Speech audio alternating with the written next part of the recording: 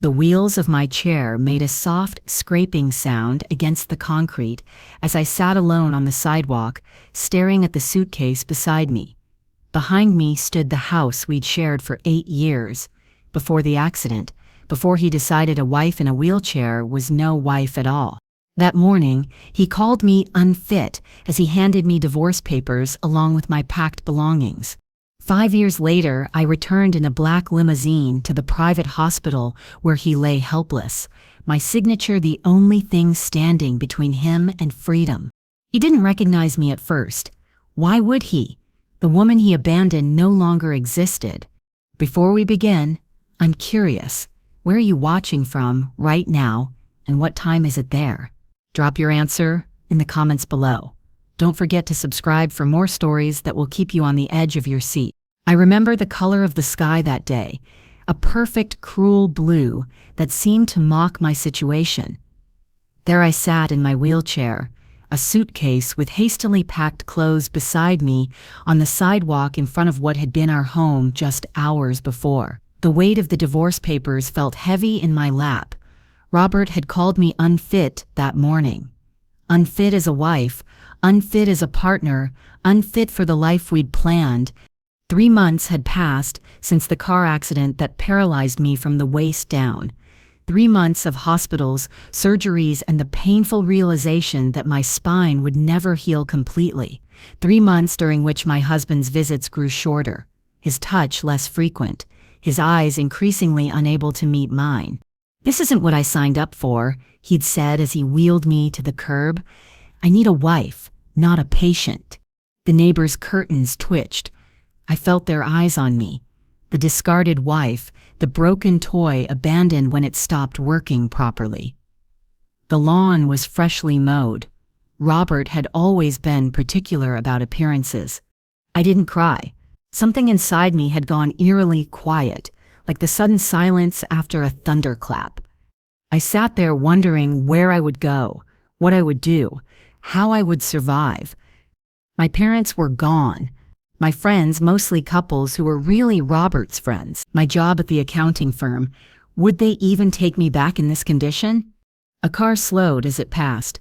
The driver, a woman in scrubs, probably heading home from a hospital shift, rolled down her window. "Are you okay?" she asked, though the answer was clearly no. "I will be," I heard myself say, surprising us both with the conviction in my voice. She hesitated, then pulled over. Her name was Sarah, and her kindness that day was the first thread in my new life.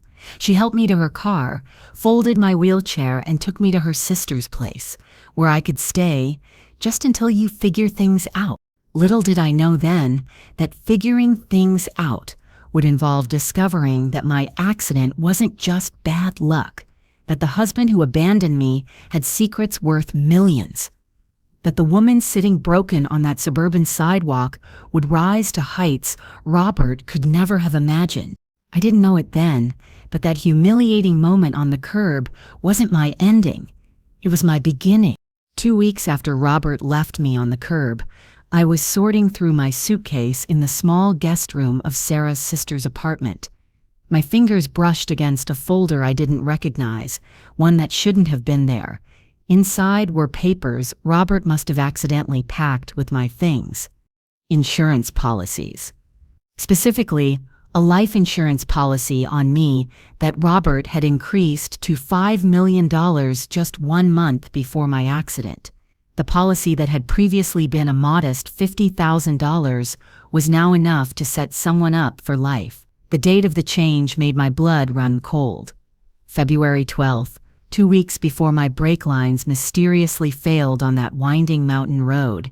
My hands shook as I read the fine print. In case of death, Robert would receive everything. In case of disability, nothing. The policy's language was clear. It paid out only upon death, not for permanent disability. I suddenly remembered Robert's face when the doctors told us I would live. Relief. Yes, but something else too. Disappointment? It seemed unthinkable then. But with these papers in front of me, a terrible picture began to form. That night, I called Maya, a friend from the accounting firm who'd sent flowers, but hadn't visited. Unlike our other friends, Maya had always been more mine than Robert's. "Julia, are you okay? I've been worried sick." Her voice came through the phone. I hesitated, then asked, "Can you help me look into something?" Quietly? Maya had always been brilliant with forensic accounting. Following money trails, spotting irregularities, she agreed immediately, and I sent her photos of the documents. 3 days later, she called back at midnight, her voice tight with controlled fury. He tried to claim the policy. "Julia, 2 days after your divorce was finalized, he submitted a claim saying that since you were now legally dead to him, he should receive the death benefit." The insurance company had denied it, of course, but the attempt itself revealed everything about his intentions. "There's more," Maya continued. "I checked your accident report through a contact at the police department. The brake line wasn't just worn, it had a clean cut. They initially flagged it for further investigation, but somehow the case was closed. Someone pulled strings." My wheelchair suddenly felt like an accusation. Not an accident, not bad luck. An attempt on my life that only partially succeeded, followed by abandonment when I refused to conveniently die. That night, as Sarah's sister's family slept, I wheeled myself to the window and looked out at the city lights. Rage burned through me, not hot and explosive, but cold and clarifying. I'd always been the practical one, the planner, the analyst, skills Robert had often dismissed as boring. Now those same skills would become my weapons. I wouldn't go to the police, not yet. The evidence was circumstantial, and Robert had connections. I'd worked as an accountant at a medical technology firm before the accident. I understood how systems worked, how money moved, how people in power protected each other. If I wanted justice, I would need to build it myself, piece by methodical piece. The next morning, I called Dr. Hassan, my rehabilitation specialist. "I need to talk to you about getting back to work," I told him. "Not my old job. Something new." "Actually," he said, surprising me, "I've been analyzing your aptitude tests from therapy. Have you considered consulting? We have a healthcare data project that could use someone with your financial background." It was a small opportunity, part-time work I could do from my wheelchair while continuing rehabilitation, but it was a start, a foothold in the industry where Robert, a hospital administrator, had built his career. "I'm in," I said, feeling the first stirring of something I hadn't felt since before the accident. Hope, but not the innocent kind. This hope had teeth. 6 months after Robert abandoned me, I was working 20 hours a week, analyzing efficiency data for Dr. Hassan's rehabilitation center. My body was getting stronger through relentless physical therapy, but my mind was where the real transformation was happening. The project expanded. Hospitals and care facilities across the region began requesting my analyses. I developed systems that saved them millions while improving patient outcomes. My wheelchair became less relevant in Zoom meetings, where my insights were what mattered. But I never forgot why I was doing this. Each night, I added to my investigation. Maya had become my unofficial partner, helping me trace Robert's financial activities before and after my accident. "He's working at Westlake Medical Center now," Maya told me during one of our evening calls. "Big promotion, director of operations."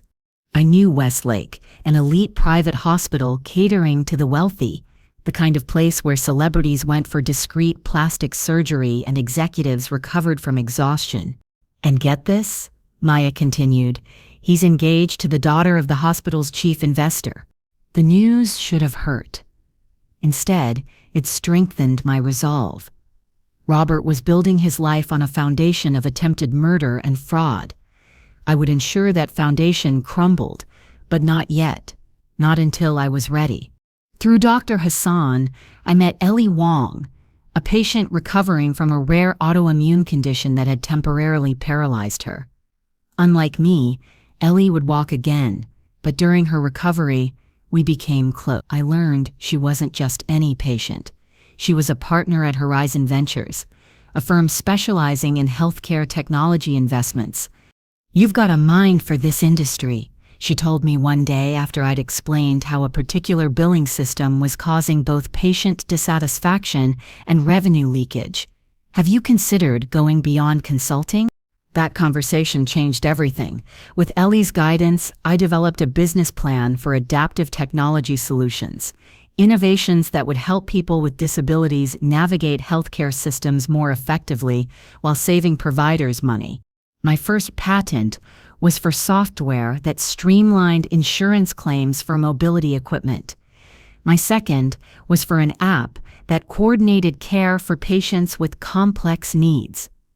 Both grew from my own frustrating experiences that Robert had deemed too burdensome to share. Ellie brought my proposals to her partners. They were hesitant until I presented my market analysis, showing the billions being wasted in inefficient disability care systems. "We're in," they finally said, offering seed funding that seemed enormous to me then.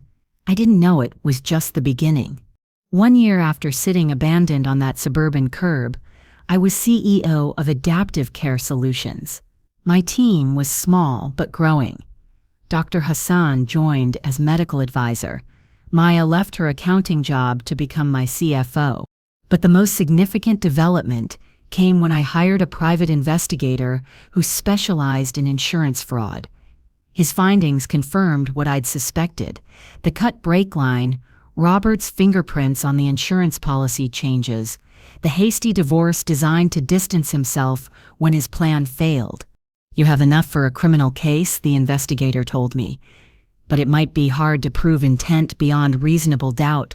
These cases can get messy." I considered going to the police then, but something stopped me. If Robert was arrested now, he might serve some time, but with his connections and resources, he'd likely get a reduced sentence. He'd emerge and rebuild. He might even spin the story to make himself the victim. No, justice needed to be more complete, more poetic.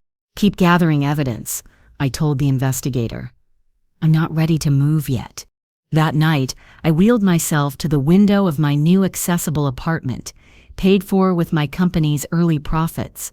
Below, the city sprawled, lights twinkling like opportunities. Somewhere out there, Robert was probably dining at an expensive restaurant with his new fiancée, believing he'd escaped consequences.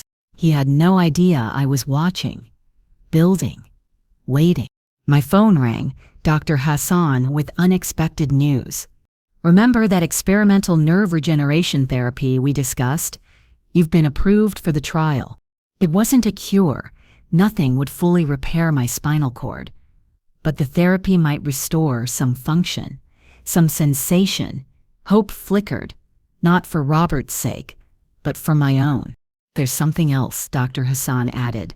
"Westlake Medical Center is looking for vendors to overhaul their patient management systems. Your company should bid." Westlake, Robert's new kingdom. "We're not big enough yet," I said, though my mind was already racing with possibilities. "You will be," Dr. Hassan replied, "especially after the conference next month. You're still giving that keynote, right?" The Healthcare Innovation Conference, where I'd be introducing Adaptive Care's newest platform, where investors, hospital administrators, and industry leaders would be watching. "Absolutely," I said. That night, I added a slide to my presentation. Nothing obvious, just a case study about insurance claim optimization featuring a hospital that closely resembled Westlake. Data that only the most careful observer would connect to Robert's department. Bait for a trap 3 years in the making. Years 2 and 3 unfolded with the precision of a master watchmaker assembling a complex timepiece. I moved through the world, transformed, no longer the discarded wife, but Julia Reed, founder and CEO of one of the fastest-growing healthcare technology companies in the country. The experimental therapy Dr. Hassan recommended had given me back partial sensation in my legs. I still used my wheelchair most days, but I could stand for short periods and take a few steps with braces. progress that fed my determination rather than my vanity. Adaptive care solutions expanded rapidly after my keynote speech at the Healthcare Innovation Conference. I presented our patient management system with the confidence of someone who intimately understood both the financial and human costs of healthcare failures. The system fails twice, I told the packed auditorium.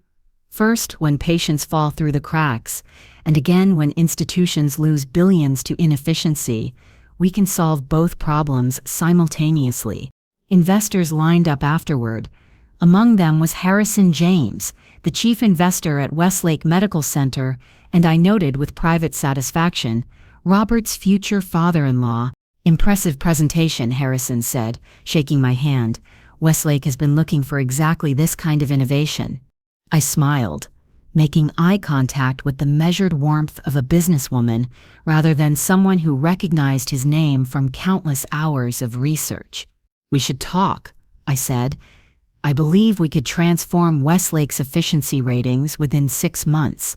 The contract came through 3 weeks later.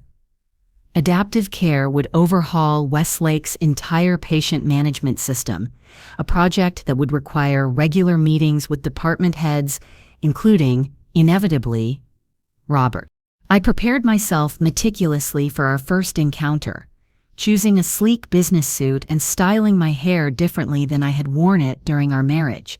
Subtle cosmetic changes, designer glasses, a more sophisticated makeup palette completed the transformation. I doubted he would recognize me immediately.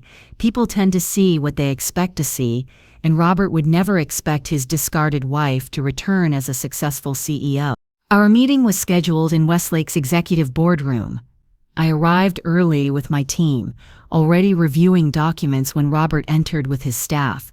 I watched through my peripheral vision as he scanned the room, his eyes passing over me without recognition, then returning with a flicker of confusion, the barest hint that something about me registered in his memory. "Miss Reed," he said, extending his hand with the practiced charm he used on everyone he considered important. "Robert Miller. We're excited about this partnership." I took his hand, met his eyes, and smiled professionally. "Likewise, Mr. Miller. My team has analyzed your current systems and found several areas where we can significantly improve both patient outcomes and operational efficiency." If he recognized me, he didn't show it. But something in his expression suggested unease, the way prey animals sense a predator's presence before identifying the threat. Throughout that meeting and dozens that followed over the next months, I maintained perfect professionalism. I never gave him reason to complain about my company's performance. The system we implemented at Westlake was brilliant, saving them millions while genuinely improving patient care. But as we worked, I was gathering information. My software collected data, all legal, all covered by our contract's terms. Data that revealed patterns of inefficiency concentrated in Robert's departments. Nothing illegal, but evidence of mediocrity hidden by charm and connections. Meanwhile, adaptive care grew exponentially. We opened offices in 3 more cities. We developed new products. Forbes featured me in their Innovators to Watch issue, the photo carefully angled to minimize my wheelchair while highlighting my face, a face that had once been tear-streaked on a suburban sidewalk. During year 3, 2 significant developments accelerated my plans. First, adaptive care was approached for acquisition by Health Tech Global, a multinational corporation with deep pockets and a presence in every major hospital system.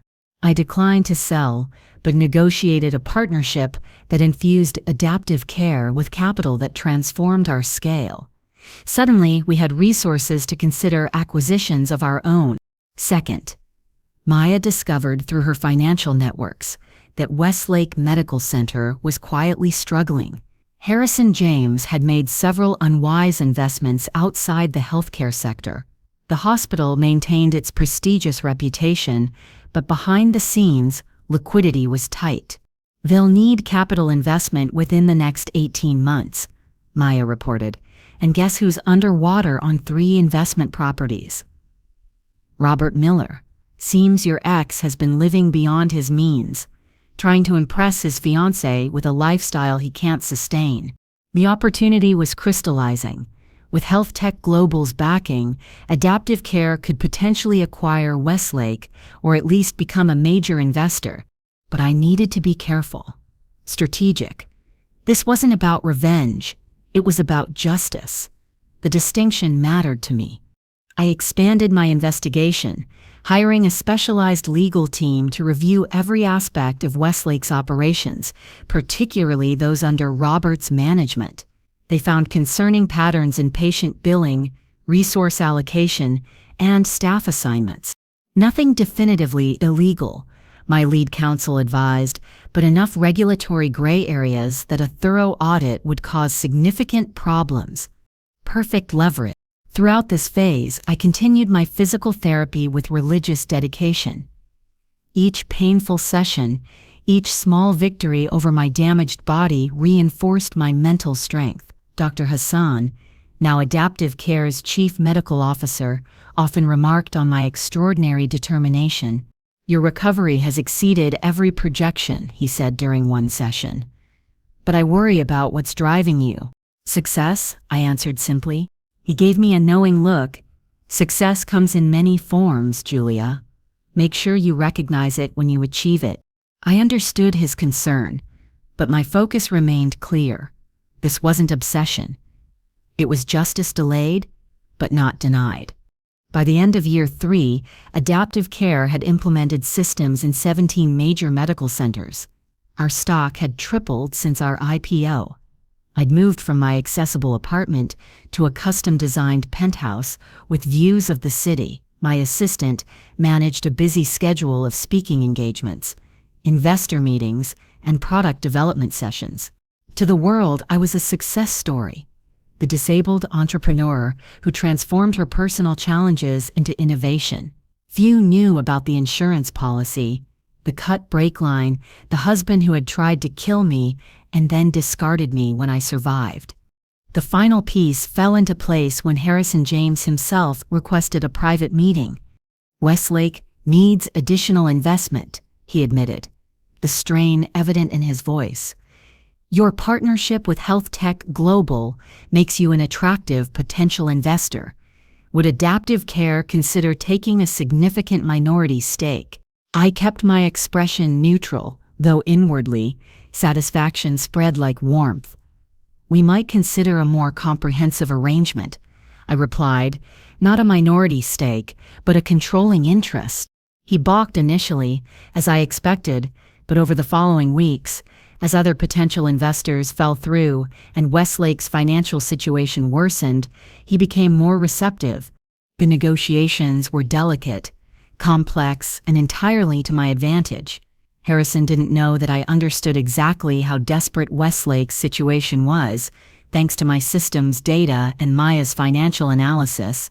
4 years and 2 months after Robert left me on that curb, I signed the papers, making Adaptive Care the majority owner of Westlake Medical Center. The transaction was structured through a subsidiary, keeping my name off the public documents. Robert would continue as director of operations for now. The final steps of my plan were approaching, but fate has a way of introducing unexpected variables. 1 week after completing the Westlake acquisition, I received an urgent call from Maya. "You need to see this," she said, forwarding a confidential patient admission record from Westlake. The name on the file, Robert Miller. Diagnosis, traumatic injuries from a single vehicle accident. Status, critical but stable. Robert had driven his luxury car off the same mountain road where my accident had occurred. Unlike me, he was alone. Unlike my accident, there was no evidence of tampering, just excessive speed and alcohol. Life's ironies can be breathtaking. I sat in my office, staring at his medical file. The man who had tried to kill me, who had abandoned me when I became disabled, was now lying in a hospital bed with multiple fractures and a spinal injury similar to mine. The universe had delivered a symmetry I couldn't have planned, but it wasn't enough. Justice isn't about waiting for karma.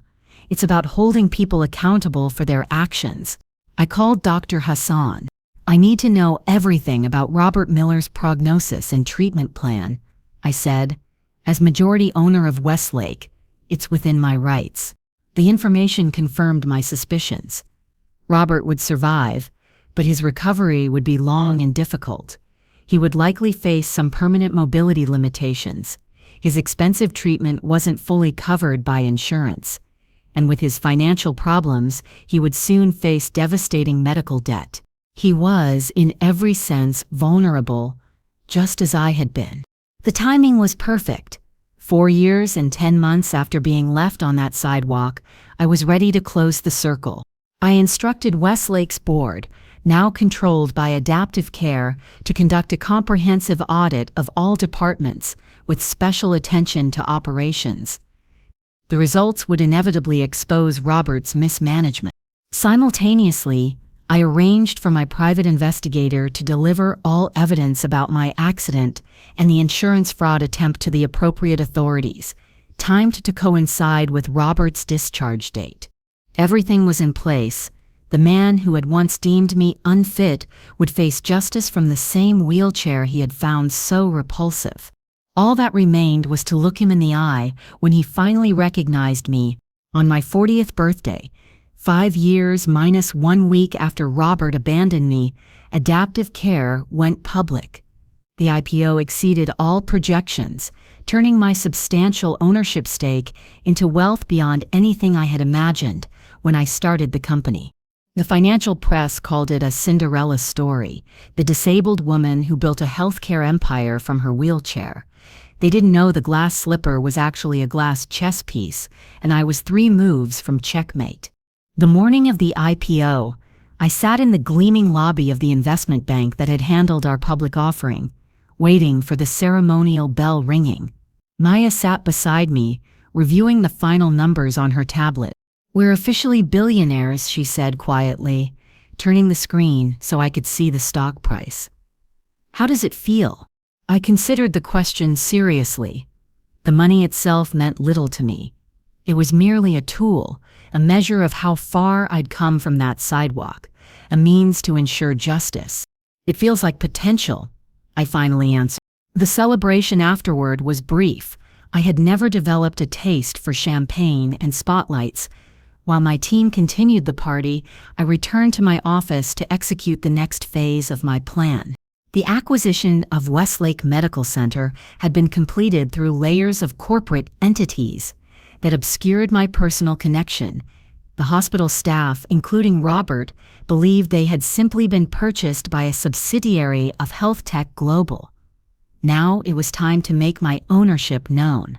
I scheduled a visit to Westlake for the following week, an executive tour that would include all department heads. Robert, according to my sources, had been planning his wedding to Harrison James's daughter. The ceremony was set for the following month. Harrison, increasingly dependent on my capital to shore up his other investments, had reluctantly blessed the union despite growing concerns about Robert's management abilities. What neither of them knew was that my audit teams had already identified multiple instances where Robert had misallocated resources, manipulated staffing to favor certain doctors, and implemented protocols that prioritized profitable procedures over patient needs. Nothing technically illegal. Robert was too careful for that, but violations of best practices that my new policies would soon render obsolete. The day before my scheduled visit to Westlake, Maya burst into my office without knocking. "Robert's been in an accident," she said, her expression unreadable. I felt a strange hollowness. "Is he dead?" "No, but it's bad. Single car crash on Pine Ridge Road. The same mountain road where my brake lines had failed 5 years earlier. The symmetry was almost too perfect, as if the universe itself demanded balance." "Drunk driving?" I asked. Maya shook her head. "Initial reports say mechanical failure, possibly brake-related. They're investigating." I closed my eyes briefly. Unlike Robert, I had never wished death on him. Justice, yes. Consequences, certainly, but not this dark mirror of my own tragedy. "What's his condition?" I asked. "Critical but stable. Multiple fractures, internal bleeding controlled," but Maya hesitated. "But what?" "Spinal cord damage to 1 all 10 vertebra. They won't know the extent of paralysis until swelling subsides, but the initial prognosis suggests partial paralysis below the waist. Just like mine." The parallel was eerie. I sat in silence, absorbing this development. My carefully constructed plan now faced a moral complexity I hadn't anticipated. Destroying a healthy man who had tried to destroy me was one thing. Taking down someone newly disabled, as I had been when he abandoned me, felt different. But then I remembered the insurance policy, the cut brake line, the way he had wheeled me to the curb and left me with nowhere to go, the coldness in his eyes when he called me unfit. "This changes nothing," I said finally. "If anything, it makes the justice more poetic." Over the next 3 days, I monitored Robert's condition through my access to Westlake's systems. His fiancée rarely left his side. Harrison James pulled strings to ensure he received the very best care that would leave him with astronomical bills his insurance wouldn't fully cover. On the 4th day, I received the preliminary audit results from Westlake. They confirmed everything we had suspected about Robert's management and more. Under his direction, certain patients had received preferential treatment, while others, often those with complex needs requiring more resources, had been subtly discouraged from treatment at Westlake. In short, he had created a system that would have rejected someone like me, someone like he was about to become. I made a decision. I would not confront Robert while he was still in acute care. That would be cruel in a way I refused to be. Instead, I would wait until his discharge, when he would face both his new physical reality and the consequences of his past actions, simultaneously. Through my position as Westlake's owner, I arranged 2 things. First, that Robert would receive excellent care despite his limited insurance coverage, and second, that I would be the one to sign his discharge papers. This was not mercy. This was strategy. I wanted him healthy enough to fully comprehend what was happening when I finally revealed myself. As my plans adjusted to this new reality, I received another piece of unexpected news. Dr. Hassan's research foundation, which Adaptive Care had been quietly funding, had achieved a breakthrough in spinal cord injury treatment. The therapy wouldn't cure paralysis, but could significantly improve quality of life for many patients, including potentially Robert. "We're ready for human trials," Dr. Hassan told me. "You were instrumental in making this happen, Julia." I thought about all the people this research would help. People like me, who had been told their conditions were permanent, unchangeable. The resources I directed toward this research hadn't been part of my revenge plan. They'd been a separate mission born from my own experience. In that moment, sitting in my office, overlooking the city where I'd once been discarded, I felt the first fracture in my single-minded focus on Robert. The company I'd built, the innovations we'd created, the lives we were improving, they mattered beyond my personal vendetta. Dr. Hassan seemed to read my thoughts. "You've created something important, Julia, something that will outlast whatever happens with Robert." He was right. Adaptive Care had grown beyond its origins as a vehicle for justice. It had become a force for genuine change in how healthcare served vulnerable populations. But that didn't mean Robert should escape consequences. As his discharge date approached, I made final preparations. The limousine was arranged not for show, but because I genuinely traveled that way now for business appointments. My assistant scheduled the meeting with precision. The necessary documents were prepared. His discharge papers, the audit results, and the evidence of his attempted insurance fraud that would go to prosecutors immediately afterward.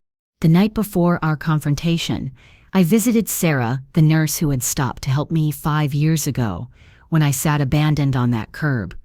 She had become a dear friend and now headed the rehabilitation department at one of Adaptive Care's partner facilities. "Are you sure about this?" she asked as we shared dinner in her modest apartment. "So different from my penthouse, but comfortable in a way luxury cannot achieve." "I've been planning it for 5 years," I replied. "That's not what I asked." I set down my fork. "What would you do if you were me?" She considered this seriously. "I'd make sure justice was served, but I'd also make sure I could live with myself afterward." Her words stayed with me as I returned home that night. The woman I had become in these 5 years, strong, powerful, vindicated, was not the same woman Robert had abandoned. That transformation was my greatest victory, regardless of what happened tomorrow. As dawn broke on the day of Robert's discharge, I prepared myself for the culmination of 5 years of planning, building, and waiting. Justice would finally be served. Robert's discharge was scheduled for 2 p.m. on a Tuesday in late autumn, a detail I found strangely significant. I had been abandoned in spring, the season of beginnings, and now would close this chapter as the year itself began to wane. The morning of his discharge, I received the final version of the Westlake audit. The results were damning. Beyond the mismanagement I already knew about, the audit had uncovered evidence that Robert had diverted hospital resources for personal use and manipulated medical records to hide administrative failures. Maya reviewed the findings with me in my office. "This is enough to end his career," she said. "Combined with the insurance fraud evidence, he's facing potential criminal charges." I nodded, feeling oddly calm. "Has he seen this yet?" "No. The board meeting to review the audit is scheduled for tomorrow. He has no idea what's coming." Perfect timing. He would leave the hospital believing he was returning to his position, unaware that by this time tomorrow his professional reputation would be in ruins. I had one more decision to make, whether to offer Robert a choice. The same choice I'd never been given. After Maya left, I called Sarah. "Is your rehabilitation center still willing to take on a complex case?" "The one we discussed?" "Yes," she replied. "We've reserved the space, but are you sure about this? It seems like mercy," I suggested. I was going to say, unlike you. At least unlike the you I've known these past few years. I considered this. Maybe it's time for a different me. At noon, I finalized the paperwork, creating a special fund at Sarah's Rehabilitation Center, a fund specifically for patients with catastrophic injuries and limited resources. Robert could be the first recipient if he chose that path. By 1:30 p.m., I was dressed in a tailored red suit that had become my signature look for important business occasions. I checked my reflection one last time. The confident CEO staring back bore little resemblance to the broken woman on that sidewalk. My hair was styled differently, my posture straighter despite the wheelchair, my eyes clear and direct rather than downcast. My driver, Thomas, helped me into the limousine for the short trip to Westlake. We had done this journey dozens of times since the acquisition, but today felt different, final. "You seem calmer than usual," Thomas observed as we pulled away from my building. "I'm exactly where I need to be," I replied. We arrived at Westlake at precisely 1:55 p.m. The hospital staff, now technically my employees, greeted me with the deference due to the owner of their institution. The administrator on duty escorted me to the discharge area, unaware of my personal connection to the patient being released. "Mr. Miller is just completing his final physical therapy assessment," she informed me. "His fiancée is with him. They're not expecting you specifically to handle the discharge." "I like to personally oversee VIP cases," I said smoothly, "especially ones involving staff." She nodded, impressed by what she perceived as exceptional executive attention to detail. I positioned my wheelchair near the nurse's station, reviewing the discharge documents while I waited. My heart beat steadily in my chest, not racing with anxiety, but pulsing with the sure rhythm of a plan reaching completion. At 2:10 p.m., the elevator doors opened. A hospital wheelchair emerged. Pushed by an orderly, in it sat Robert, his leg in a cast, his body noticeably thinner than when I'd last seen him. Beside him walked a woman, I recognized from photos as Harrison James's daughter, Catherine. They stopped at the nurse's station, just feet from where I sat, partially obscured by a decorative plant. "We're ready for discharge," Catherine said to the nurse, her voice tight with the strain of recent weeks. The nurse smiled. "Yes, Miss James. Our executive team is handling Mr. Miller's case personally." She gestured toward me. I wheeled myself forward, emerging into their full view. Robert looked at me with the polite curiosity one might show a stranger, then froze. I watched the shift in his expression as confusion gave way to disbelief, then to recognition, and finally to something like fear. "Hello, Robert," I said, my voice steady. "It's been a while." Catherine looked between us, confused. "Do you two know each other?" I smiled. "Oh yes, Robert and I know each other quite well." I extended my hand to her. "Julia Reed. I own Westlake Medical Center now. And before that, I was Julia Miller, Robert's wife." The color drained from his face as the full implications of my presence hit him. I wasn't just a ghost from his past. I was his boss. His fate was in my hands. And we both knew it. For several long seconds, the only sound in the discharge area was the soft beeping of monitors from nearby rooms. Robert stared at me, as if seeing an apparition, while Catherine's confusion slowly transformed into dawning horror. "That's not possible," Robert finally managed, his voice a shadow of the confident tone I remembered. "Julia wasn't... You weren't successful? Powerful? Whole?" I supplied, my words precise as scalpels. "A lot can change in 5 years, Robert. You of all people should understand how quickly life can transform." Catherine found her voice. "What is this?" "Robert, who is she?" Robert's eyes darted between us, calculations visibly running behind them. I could almost see him weighing lies against partial truths, wondering how much I might have already told his fiancée. "Catherine," he began carefully, "this is complicated." "Actually, it's quite simple," I interjected, my tone businesslike. "I'm here to sign your discharge papers, Robert. As owner of Westlake Medical Center, I take a personal interest in certain cases, especially those involving staff members with complicated medical histories." The nurse, sensing tension she didn't understand, discreetly stepped away from the station. We were effectively alone in our small triangle of shared history and divergent paths. "Perhaps we should discuss this privately," I suggested, glancing at a consultation room nearby. Catherine's posture stiffened. "Anything you have to say to Robert, you can say in front of me. We're engaged." I assessed her. The protective stance, the expensive but tasteful clothes, the diamond ring that matched the one Robert had once given me. She didn't deserve to be collateral damage in this long-awaited moment of justice. "Of course," I said, softening my tone slightly, "but this involves medical and employment matters that are confidential. Legal obligations require privacy." Robert, always quick to recognize authority, even in his diminished state, seized the lifeline.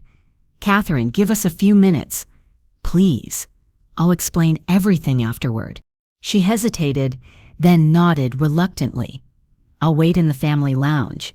As she walked away, I gestured toward the consultation room. An orderly helped maneuver Robert's wheelchair inside. I followed and closed the door behind us.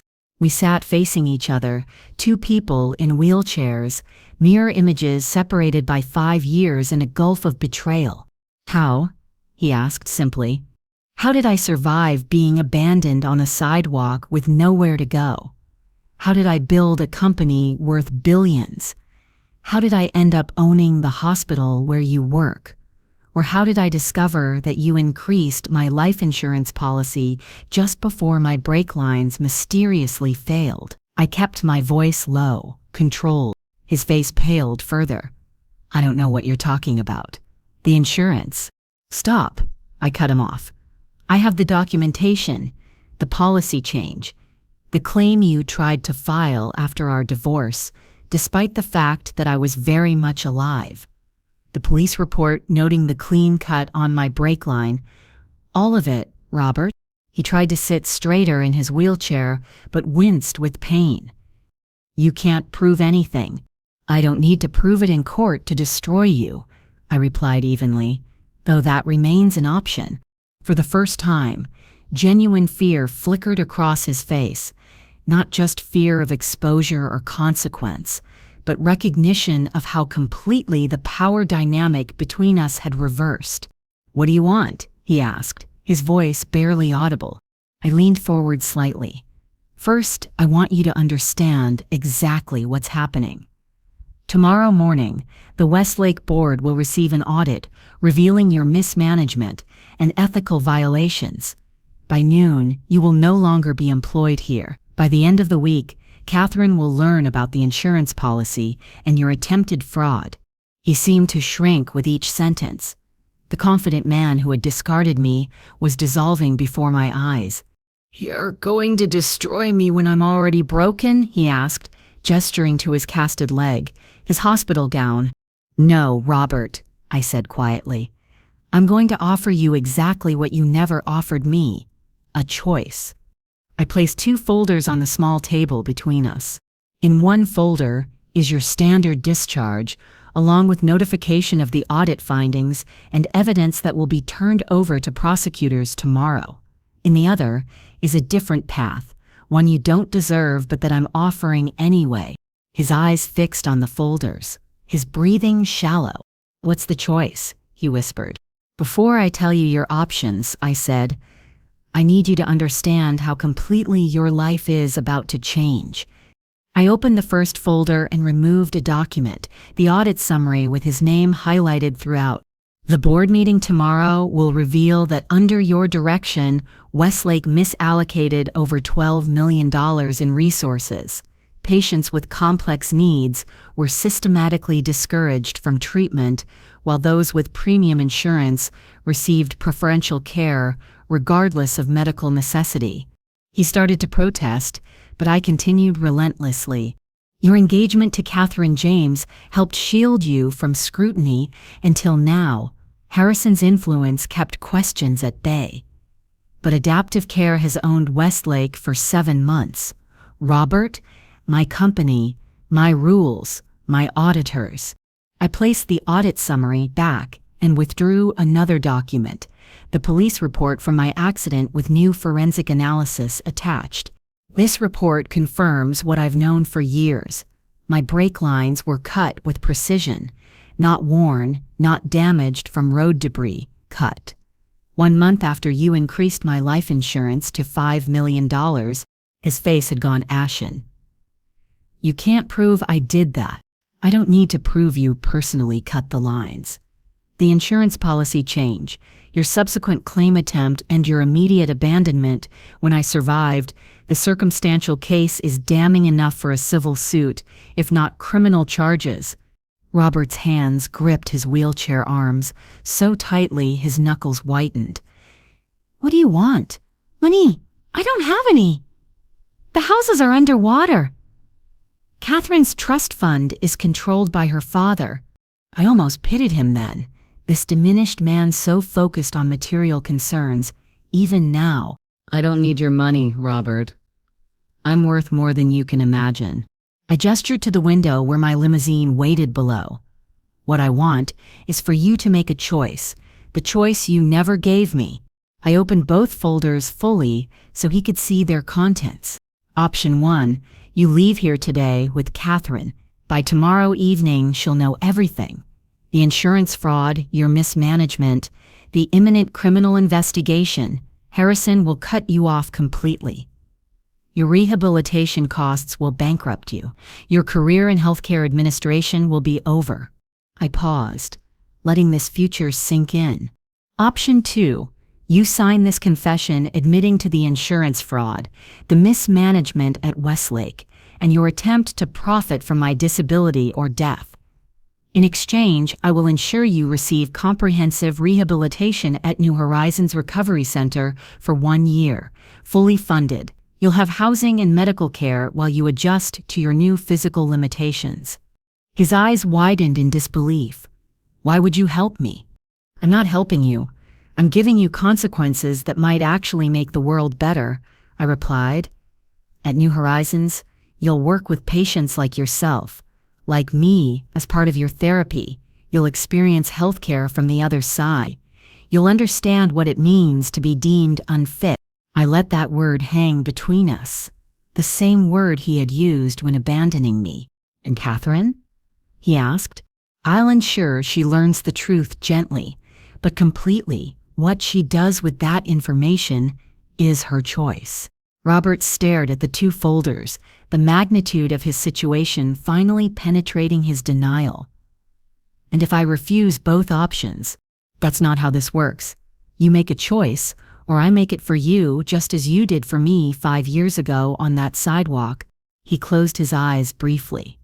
When he opened them, something had changed, the arrogance replaced by something like recognition.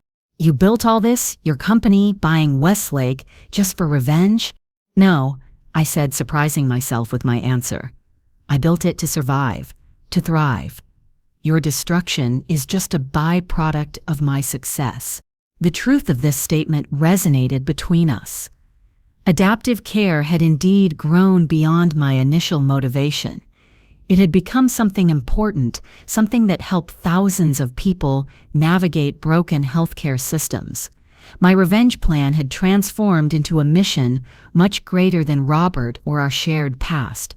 I never thought you'd become this, he said, gesturing to my tailored suit, my confident posture. That was your mistake, I replied simply. You saw the wheelchair and nothing else. A knock interrupted us. Catherine opened the door slightly. It's been 20 minutes, she said, her voice tight with concern. I nodded. We're nearly finished. Robert has an important decision to make. She stepped into the room fully, her eyes moving between us and the open folders. What's going on? Robert, are you in some kind of trouble? The moment stretched as Robert faced the first consequence of his past actions. I could see him calculating, wondering if he could somehow manipulate this situation as he had so many others. Catherine, he finally said, his voice unsteady. There are things about my past, about Julia and me, that I haven't told you. She frowned. What things? Instead of answering her directly, he turned to me. If I choose the rehabilitation center, what happens after the year is up? You'll have a certification in peer counseling for disabled patients. A fresh start in a new field. Not wealth or status, but purpose. And you'll be alive, unlike what you planned for me. Catherine's confusion deepened. What is she talking about, Robert? He ignored her question, focused entirely on me. And the confession, who sees it? Law enforcement. Catherine and Harrison, the Westlake Board. No public disclosure unless you violate the terms of our agreement. Robert nodded slowly, the fight draining from him. I want option 2. Catherine stepped forward. What option?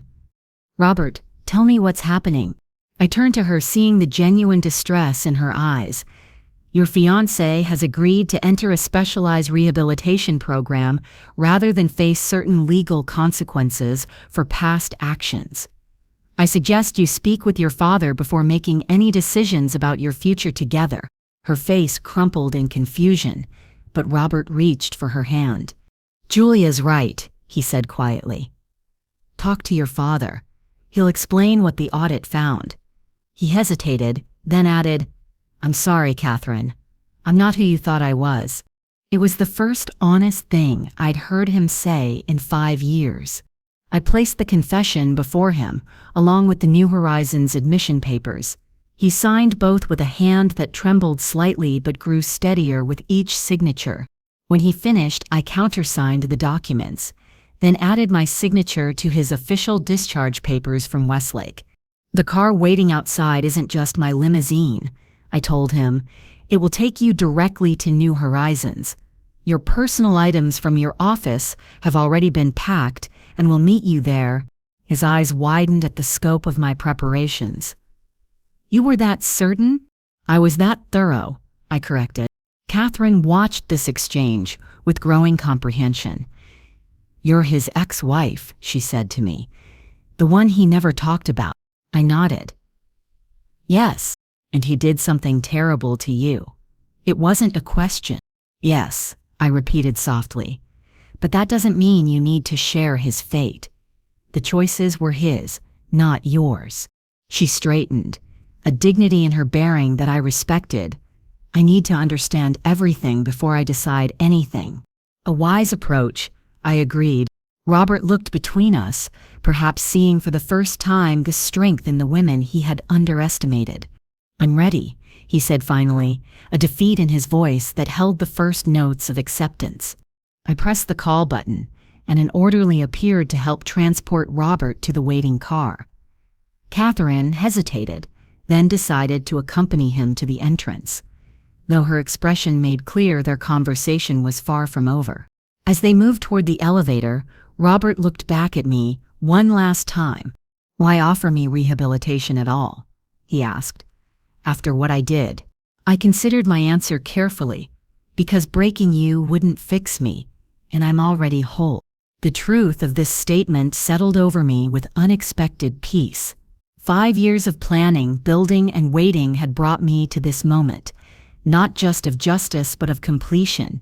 As the elevator doors closed on Robert's stunned face, I felt the weight of the past 5 years lift from my shoulders. My victory wasn't in his downfall, but in my rise from the sidewalk to the penthouse, from victim to victor, from broken to powerful. The nurse returned to the station. "Is there anything else you need, Miss Reed?" I glanced down at the signed documents in my lap, the final pages of a chapter now closing. "No," I said, "everything is exactly as it should be." The autumn afternoon was fading toward evening as Thomas helped me into the limousine. I watched Robert being assisted into a specialized transport van ahead of us, a vehicle from New Horizons equipped for patients with mobility issues.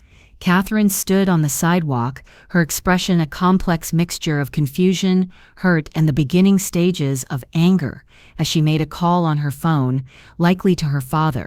"Where to now?" Thomas asked as he started the engine. I considered this simple question with unexpected emotion. For 5 years, every move I'd made had been directed toward this day, this confrontation, this justice. Now that it was accomplished, I felt both lighter and somehow untethered. The office, I decided. There was still work to do, important work that had nothing to do with Robert. As we pulled away from Westlake, I didn't look back. The symmetry was too perfect. Robert leaving in a medical transport while I departed in a limousine, our positions completely reversed from that day on the sidewalk. But unlike him, I felt no satisfaction in his suffering, only completion. Dr. Hassan was waiting in my office when I arrived, reviewing data from our latest adaptive technology trials. He looked up as I entered. "It's done?" he asked simply. "Yes." He studied my face. "And how do you feel?" "Different," I admitted. "Like I've set down something heavy I've been carrying for years." He nodded. "What will you do with all that energy now?" It was a profound question, one I'd barely allowed myself to consider. My single-minded focus on building adaptive care as both a successful company and an instrument of justice had consumed me. Now the company existed as its own entity, helping thousands, employing hundreds, changing systems that had once seemed immutable. "I'm thinking about the spinal regeneration research," I said after a moment. "Your team's breakthrough deserves more funding, more attention." Dr. Hassan smiled. "That's what I hoped you'd say. The preliminary results are even more promising than we initially thought. We could help so many people, Julia, including Robert, though neither of us said this aloud." I wheeled myself to the window, looking out at the city lights beginning to twinkle in the early evening. "Set up a meeting with the research team for next week. I want to understand every detail." As Dr. Hassan left, Maya arrived with the final paperwork from the Westlake transaction. She set the documents on my desk and sat down in the chair opposite mine. "Harrison James called," she reported. He's furious about the audit findings, but more furious that his daughter was kept in the dark about Robert's past. He wants to meet with you tomorrow. Schedule it, I said. He deserves answers. Maya tilted her head, studying me. You look different, calmer. I feel different, I acknowledged. So what's next? World domination? She asked with a small smile. I laughed, a genuine laugh that surprised us both with its lightness. No, something better. Later that night, as my driver took me home, I asked him to make a detour. We drove through my old neighborhood, past the house where Robert and I had lived. New owners had painted it a different color, planted different flowers. No trace remained of the life I'd once had there, the woman I'd once been. We slowed as we passed the exact spot on the sidewalk where he had left me 5 years ago. In my mind, I could still see myself sitting there, bewildered, afraid, broken. I couldn't have imagined then the strength I would find, the empire I would build, the justice I would eventually deliver. Keep driving, I told Thomas softly. When I reached my penthouse, I wheeled myself onto the terrace that overlooked the city. The lights spread below me like earthbound stars, each one representing lives and stories I would never know. Somewhere in there was New Horizons, where Robert was beginning his first night of a year-long journey, a journey of consequences, but also potentially of transformation. I thought about calling Sarah to check if he had arrived safely, then decided against it. Robert's path was his own now. My responsibility to that chapter of my life was complete. Inside, I opened my laptop and began researching spinal cord regeneration therapy, not for my own benefit or for Robert's, but for the thousands who might someday walk again because of what we could develop. The work absorbed me until well past midnight, my mind alive with possibilities that had nothing to do with the past. When I finally went to bed, I slept more peacefully than I had in 5 years. The next morning, I woke to an email from Catherine James. It was brief but dignified. I've spoken with my father and ended things with Robert. I don't know whether to thank you or hate you for revealing the truth, but I know my life will be better for it. If you're willing, I'd like to meet someday, not now, but when this isn't so raw. I replied with equal brevity. When you're ready, I'll be here. As the sun rose over the city, I prepared for my day, a board meeting, the conversation with Harrison James, a conference call with our research team. For the first time in 5 years, none of my plans involved Robert. My calendar was filled, instead with the future. My future on my terms. The woman abandoned on that sidewalk had not just survived, she had transformed completely. The wheelchair that Robert had seen as a burden had become just one aspect of a life filled with purpose, power, and now, finally, peace. I was Julia Reed, and my story was entirely my own. That's the end of the story. What would you have done if you were in Julia's position? Offer Robert the rehabilitation option, or let him face the consequences without help? I'd love to hear your thoughts in the comments. If you want more stories like this one, hit subscribe. Go ahead and enjoy our next story.